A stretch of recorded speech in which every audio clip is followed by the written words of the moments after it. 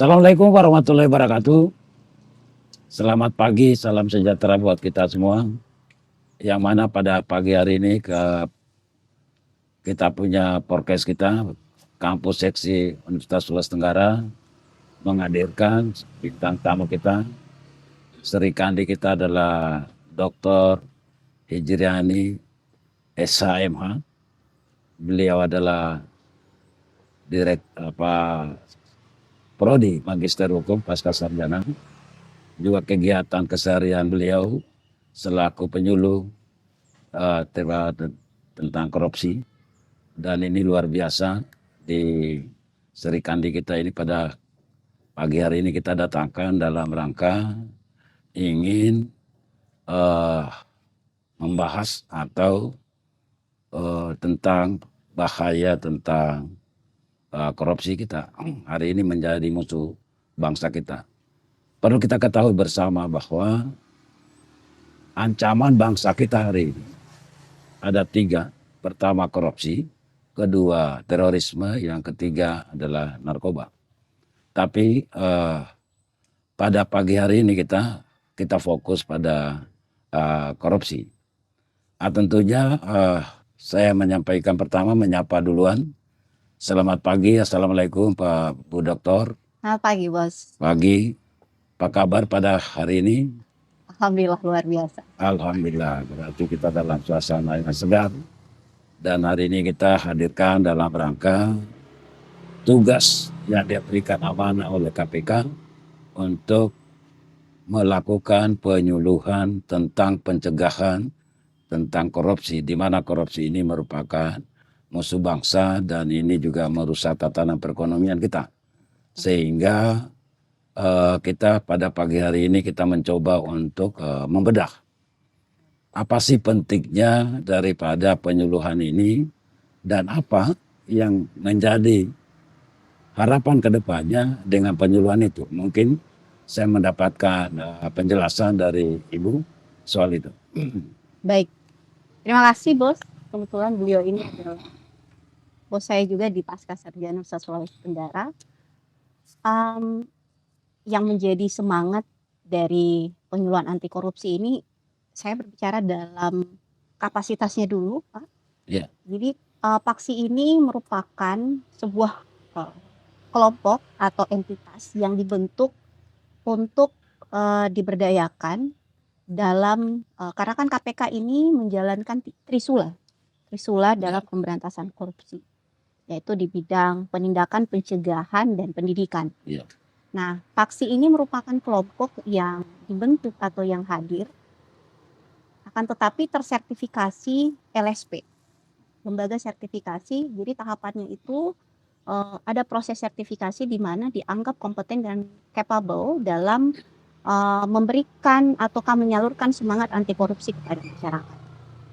Nah, Paksi atau penyuluh anti korupsi ini hadir sebagai corong informasi di bidang pencegahan dan pendidikan, memberikan power ataukah semangat kepada masyarakat untuk bagaimana korupsi itu bisa dicegah dan bisa ditekan di tengah-tengah masyarakat. Itu pertama. Kemudian Paksi ini menjadi role model, Pak. Paksi harus menjadi role model setidaknya untuk dirinya sendiri. Kenapa? Karena ketika penyuluh anti korupsi melekat pada dirinya, otomatis nilai-nilai integritas itu harus lebih dulu dominan menjadi role model atau menjadi teladan bagi masyarakat. Jadi kalau kita berbicara tentang semangatnya itu kembali kepada diri kita sendiri dulu. Iya, betul. Baru kemudian berefek ataukah berdampak kepada yang lain. Yang kedua, Paksi ini harus memberikan informasi serta gagasan kepada masyarakat, penyebar luasannya itu, sehingga dapat diketahui masyarakat secara umum. Dia harus menjadi media yang bergerak, dia harus menjadi narasumber, dia harus menjadi fasilitator, agar informasi dan semangat pencegahan anti korupsi itu bisa berlaku secara holistik dan bisa tersebar luas di masyarakat. Seperti itu mungkin, Pak, sebagian besar. Mungkin itu sangat baik yang telah digaungkan ya dan telah dilakukan. edukasi tentang itu. Tapi yang pasti bahwa kita inginkan adalah memastikan sejauh mana kesadaran masyarakat terhadap tentang korupsi kita. Karena apa? Harus mampu memastikan bahwa bagaimana korupsi itu menjadi perilaku yang hari ini perilakunya para pelaku penyelenggara negara yang menyalahgunakan kewenangannya, dan ini juga salah satunya adalah soal terlambat budayanya. Ya. Nah sekarang bagaimana kiat-kiat daripada seorang pemberi edukasi tentang bahaya daripada korupsi itu agar tidak lagi diminimalisir tentang perilaku-perilaku tadi. Ya. Jadi pencegahan ini harus tidak sebatas hanya pada akar rumput saja. Makanya dalam pelaksanaan penyuluhan anti korupsi ini itu tidak hanya menyasar masyarakat, sebagian masyarakat, tapi juga pada lembaga ataukah eksekutif ataukah pihak-pihak yang sangat rentan untuk terjadinya tindakan korupsi. Karena itu tadi, korupsi ini dianggap dalam hal kecil saja, contohnya dianggap menjadi kebiasaan dan dianggap menjadi hal yang budaya yang dimafhumi atau dianggap dimafhumi oleh masyarakat. Misalnya saja dalam pengurusan administratif, memberikan bayaran tertentu, baik itu modelnya suap, itu dianggap biasa saja gitu. Kalau tidak seperti ini gitu, urusannya tidak akan selesai. Ataukah melalui Berarti yang jalur-jalur khusus. pengurusan sangat birokratif Ya, dan banyak kebocoran di dalam perjalanan pengurusan. ya, misalnya itu hal terkecil saja Ya, di masyarakat gitu. Dan itu dianggap biasa saja. Nah, inilah yang kita mesti pahamkan kepada masyarakat. Merubah karakter itu, budaya itu. Iya, Ingin merubah itu. memberikan memberikan stigma bahwa anti korupsi, pemahaman anti korupsi itu ada dalam diri mereka gitu. Itu menjadi nilai-nilai yang diyakini dulu. Sehingga ketika ada peluang, ada jalan dalam upaya misalnya mengurus sesuatu dan ada peluang untuk melakukan itu, sudah ada filter dalam dirinya gitu. Nah, itu yang menjadi Fakta integritas. tujuannya. Ya, benar, Pak. Nah, sekarang saya mau tanya, berdasarkan indeks corruption world, ya, sekarang ini kita menduduki ranking ke-34. Benar. Nah sekarang ini kan bagian ancaman bagi Indonesia. Ya. Terlebih lagi yang terupdate hasil daripada rilis bahwa sekarang mantan presiden kita mendapatkan reward yang tidak baik, bahwa dia ranking ketiga adalah masalah koruptor. Benar. Ternyata korupsi ini bukan saja keuangan negara, tetapi sistem juga dapat merusak. Nah sekarang bagaimana? Ini salah satu tantangan seorang penggiat selaku yang diamanahkan oleh KPK untuk melakukan penyadaran dari sektor baik sekarang didik maupun pelaku-pelaku penyelenggara negara. Tentunya bagaimana cara mengantisipasinya soal kondisi-kondisi seperti ini yang menjadi tren hari ini. Jadi fungsi kami itu mungkin dibatasi dengan pencegahan dan pendidikan. Terkait dengan bagaimana seharusnya penegakan hukum atau bagaimana seharusnya indeks korupsi yang ada di negara kita itu setidaknya menjadi lebih baik, itu peran masyarakat. Namun hari ini kan sudah ada KPK sebagai lembaga anti rasuah yang seharusnya menjadi lembaga yang memiliki power dalam hal penindakan terjadinya korupsi yang ada di negara kita.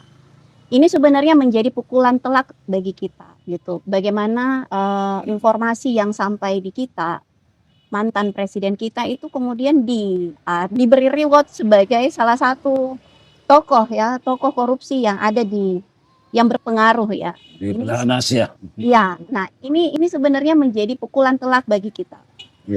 Karena bukan lagi masyarakat tertentu atau golongan tertentu, pejabat dan kelompok tertentu, tapi ini mantan presiden kita gitu. Apalagi kasus baru-baru ini yang di putusan 6,5 tahun dari Harvey Muiz dengan kerugian 300 bahkan berubah lagi menjadi 270 kurang lebih triliun yang kata Pak Mahfud itu menusuk rasa keadilan masyarakat. Bagaimana bisa? Ini bukan lagi indikasi dari kerugian negara, tapi ini sudah disebutkan oleh jaksa telah merugikan keuangan negara sebesar 300 triliun dan hanya Sekarang saya potong. Iya. Supaya kita lebih berkembang. Sekarang ini kita di Indonesia, Ya, instrumen penegakan korupsi benar. ada 3 lembaga. Benar. Ada jaksa, ada kepolisian, ada KPK. KPK. Benar. Nah, kenapa bisa terjadi? Kita mendapatkan indeks yang begitu Ya. mengecewakan terhadap pembasmian daripada tindak pidana korupsi di Indonesia. Seharusnya ini kan dengan 3 lembaga ini sudah cukup efektif untuk dapat membasmi daripada perilaku-perilaku yang koruptif. Benar. Nah, pertanyaannya adalah apakah 3 lembaga ini belum efektif berjalan atau KPK ini bukan semata-mata untuk dalam penindakan, Benar. tetapi dia harus banyak tentang pencegahan. Benar. Nah, inilah mungkin salah satu fungsi Ibu sekarang ini diberikan amanah dalam rangka itu memberikan edukasi sehingga ada penyadaran dan memastikan bahwa kita bagaimana mengurangi indeks korupsi di Indonesia. Ya, benar sekali Pak. Karena gini, dalam berbicara tentang pemberantasan korupsi atau semangat anti korupsi itu harus berbicara secara holistik, secara menyeluruh. Ya. Karena kalau hanya sebatas penindakan saja sementara dalam proses pencegahan dan pendidikan itu tidak berjalan secara maksimal, maka akan terus menjadi PR untuk menyelesaikan masalah korupsi yang ada di negara kita. Bagaimana seharusnya korupsi ini menjadi musuh kita bersama. Bukan berarti korupsi dianggap sebagai sesuatu hal yang biasa sehingga siapapun yang melakukan itu dianggap sesuatu ya sudah. Padahal dari hal terkecil sampai dengan kasus-kasus besar itu karena pembiasaan dan pembiaran gitu. Jadi menurut saya secara pribadi, apakah ini sistem, persoalan sistem atau soal kelembagaan penegakan? Iya. Atau regulasinya, undang-undangnya yang belum masuk? Iya. Atau adanya amputasi, pelemahan KPK mungkin dapat dijelaskan? Kalau kita berbicara dalam konteks teorinya Lawrence Friedman, ada 3 pilar yang seharusnya ini seimbang dan menjadi settle. Ya. Structure, culture, and substance. Ya. Kalau kita berbicara tentang regulasinya, aturannya sebenarnya sudah jelas. Ya. Aturannya sudah sangat komprehensif berkaitan dengan korupsi. Bahkan sudah ada lagi jalan bagaimana melakukan RJ terhadap koruptor yang mengembalikan kerugian keuangan negara. Ini sebagai bentuk bentuk solutif agar bagaimana uang negara ini bisa diselamatkan. Saya pikir ini juga merupakan salah satu pemikiran, entah itu melalui pro dan kontra, tapi ini merupakan salah satu gagasan yang harus dibicarakan dan didiskusikan. Kemudian kedua berkaitan dengan culture. Nah culture inilah yang harus menjadi sasaran pada bagian pencegahan dan pendidikan itu. Bagaimana pola pikir masyarakat, bagaimana tidak hanya sebatas akar rumput, tidak hanya di bagian middle society, tapi juga sampai dengan level up society, itu saling bersinergi satu sama lain, memiliki visi dan misi yang sama untuk memberantas korupsi. Jadi jangan sampai kami misalnya itu hanya menjalankan peran untuk sebagai penyuluh dan memberikan semangat anti korupsi, akan tetapi ternyata di lembaga sendiri secara struktural tidak memiliki atau tidak mensupport kami secara struktural untuk memberikan semangat anti korupsi itu. Sekarang saya mau, kayaknya waktu kita makin sisa sedikit. Saya hanya mau ingin bertanya, kebetulan kita ini adalah sama-sama di dosen di Fakultas Hukum, juga praktisi hukum, juga banyak hal yang kegiatan-kegiatan sosial berkaitan dengan itu. Bagaimana dengan wacana atau gagasan yang oleh Bapak Presiden Republik Indonesia. Bahwa korupsi itu cukup mengembalikan saja keuangan negara yang diambil, yang ada yang dicuri itu. Ya, Apakah ini adalah alasan pemaaf? Apakah itu sifatnya amnesti atau sifatnya apa? betul Pak. Sampai ada gagasan seperti itu. Iya, Apakah dimungkinkan dalam undang-undang? Apa tadi walaupun sudah disinggung statement Pak Prof Mahfud? iya, Mungkin. Bagaimana tanggapan? iya. Kalau buat saya Ya. sih, saya memahami ini fokusnya pada pengembalian keuangan negara.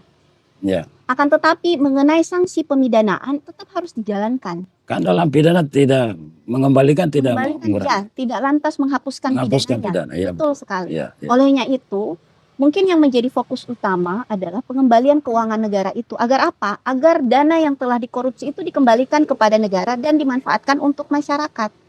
Kenapa negara kita, kenapa negara kita tidak berkembang secara maksimal? Padahal kalau kita berbicara tentang kekayaan, baik kekayaan alam, sumber daya manusia, atau kekayaan yang ada di beberapa daerah, itu sebenarnya memberikan potensi menjadi kita negara-negara yang sangat kaya. Akan tetapi karena adanya perilaku korupsi inilah, sehingga tidak berjalan dengan optimal. Olehnya itu mungkin yang menjadi sasaran dan menjadi tujuan dan motivasi itu ya pengembalian, jika ada pengembalian kerugian keuangan negara misalnya dari hasil korupsi, itu dapat menjadi pertimbangan untuk mengurangi. Tapi tidak lantas menghapuskan pidananya. Kalau saya secara pribadi tidak setuju dengan itu jika menghapuskan pidananya. Ini kan pendapat. Betul. Ya, pendapat, dan memang kebetulan kita berada di dunia pendidikan. Betul. Tentunya ini juga menjadi warning juga buat kita. Betul. Karena kita ini adalah memberi didikan-didikan untuk calon-calon ahli hukum. Ya. Tentunya kita harus mencermati juga fenomena terupdate tentang perkembangan hukum di Indonesia. Betul. Nah, sekarang bagaimana? Kalau China dulu, siapkan saya peti mati 90 Ya. untuk saya tempatkan orang koruptor, saya akan bunuh mati. Ya. Dan pada saat dia dilantik, dia lakukan itu. Ya. Termasuk satu lagi, siapkan buat saya. Ya. Kalau saya menyalahgunakan kewenangan masa jabatan saya. Ya. Apa perlu kita terapkan itu? Yang terpenting adalah Walaupun melanggar HAM. yang saya sih menekankan pada nilai integritasnya, Pak. Nilai integritas, komitmen, dan konsistensi. Gitu. Meskipun ada jadi ini kembali kepada kebijakan pimpinan masing-masing. Iya. Akan tetapi kalau misalnya seorang pejabat yang ada di bawah sumpah di atas Al-Quran, itu sebenarnya dia bukan berjanji kepada masyarakat, tapi dia berjanji kepada Tuhannya. Gitu. Ketika dia menjalankan jabatan, seharusnya dia menjalankan jabatan secara amanah. Secara amanah artinya menjalankan itu tanpa adanya tindakan atau upaya-upaya yang melenceng. Ya, termasuk dengan melakukan tindakan-tindakan koruptif itu tadi. Seperti itu, Pak. Nah, sekarang close statement kita close itu. Benar. Jadi kira-kira obsesi Ibu selaku penyuluh tentang korupsi, ya, bagaimana prediksinya untuk 2025, capaian untuk khususnya di Sulawesi Tenggara akan melakukan edukasi-edukasi tentang itu, baik di sektor kependidikan maupun di sektor swasta maupun di sektor birokrasi. Tentunya ini yang paling diharapkan ada endingnya. Ya. Tentunya 2025 apa progresnya untuk bisa capaian-capaian. Ya. Kalau kita berbicara tentang korupsi, pasti tidak akan habis, Pak. Pasti tidak akan selesai dan tidak akan bisa dituntaskan secara maksimal. Pasti akan ada aja. Gitu. Ya. Akan tetapi kalau dalam konteks bagaimana paksi, menurut saya paksi itu harus lebih banyak lagi ada. Karena kalau di Sulawesi Tenggara itu baru sekitar 12 orang paksi, Pak. Sementara di wilayah Banten itu sudah ratusan. Bahkan di wilayah Jawa Barat itu sudah mencapai 200-an gitu. Nah, di Sulawesi Tenggara ini masih hanya beberapa orang, 12 orang. Berarti sumber dayanya yang kurang. Iya, sumber dayanya yang harus dimaksimalkan. Effort bahkan Bapak bisa juga menjadi bagian daripada paksi itu sendiri. Artinya apa? Ketika kita menjadi paksi, kalaupun memang kita tidak bisa berbuat untuk orang lain, setidaknya kita menanamkan nilai anti korupsi itu kepada diri kita sendiri, gitu. Supaya apa? Supaya tertular di lingkup terdekat kita. Nah, dari sini, dari lingkup terkecil, unit terkecil sampai dengan terbesar itu bisa saling berkolaborasi agar apa? Agar strategi pencegahan anti korupsi itu bisa berjalan dengan optimal. Baik, makasih Bu. Jadi Ibu banyak memberikan pencerahan buat kita pada pagi hari ini. Tentunya tidak harus bosan-bosan Bu. Mungkin di event berikutnya pada hal-hal yang lain lagi Ya, kita akan diskusikan, kita akan bongkar-bongkar sesuai dengan apa namanya fenomena yang sosial dan kita coba ikuti secara update apa sih perkembangan di bangsa ini karena bangsa ini membutuhkan orang-orang yang cerdas, orang yang sehingga kita dapat berkontribusi di dalam penyelenggaraan negara. insya Allah. Khususnya Sulawesi Tenggara, Universitas Sulawesi Tenggara selalu ingin membuat berkontribusi kepada kepentingan bangsa dan negara, khususnya daerah. Mungkin ini terima kasih Bu. Terima kasih banyak, Pak. Selamat Terima kasih banyak. dan sukses kegiatannya mengganggu hari ini. Amin.